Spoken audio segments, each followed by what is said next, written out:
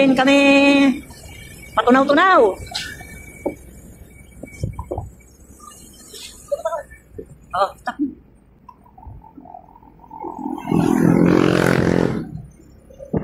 Oh, ito siguro.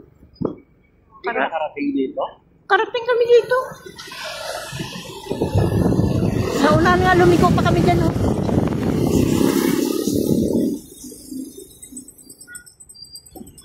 Oh, tama nga, wala nga nung time na yun. Oo, wala. Umano pa kami dyan ni Maika doon. Tapos, pagbalik namin, bumalik pa kami. Dito naman kami.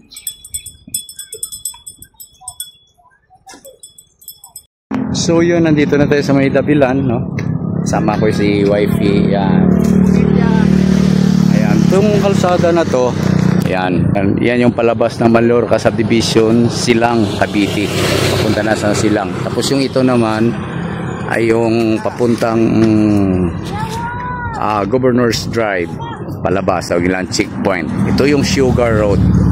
Okay, so ayan, ang dami-dami ng mga nakaparada ng mga motor, kotse.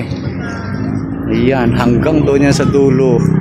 Ganon din doon sa kabila sa may Sugar Road. So maraming klase mga pagkain dito.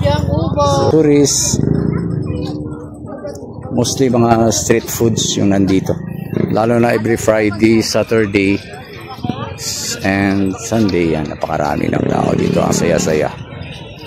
Walang barbecue, no? Hanap tayo ng barbecue. Ayan, dami. Ang iba dito nagka-camping, naglalagay ng tent. Papasok tayo dun sa loob. Oo. Doon kami pumunta ng tao doon. Ayan, sasarap po. Binatog. Ayan, may mga paluraan ng mga bata.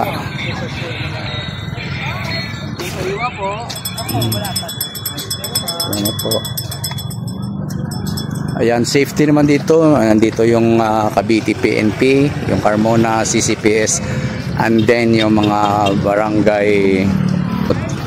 So napaka-safe yung lugar. Ayan. So yun, dito tayo sa pinaka-extension niya. Ayan, yung madilim na bahagi yan, yun yung mga pastuhan ng mga baka. Napakaraming baka dyan, and then may mga bakanting lote na yung iba ay nagka-camping. So dito yung mga fruits natin. Ayan, may mga gulay. Napakaraming gulay. Ayan, kung sinong gusto magkape.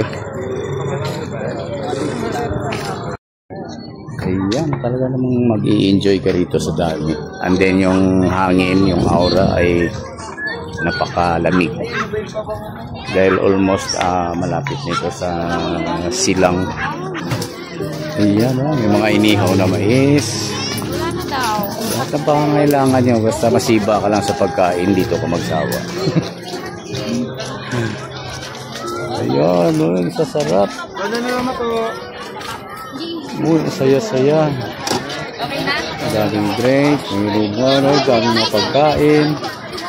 Wow, power talaga. Hanggang doon yan sa dulo, mga langga. Ayan. Oh, power. Doon yan sa dulo, pinakadulo-dulo pa.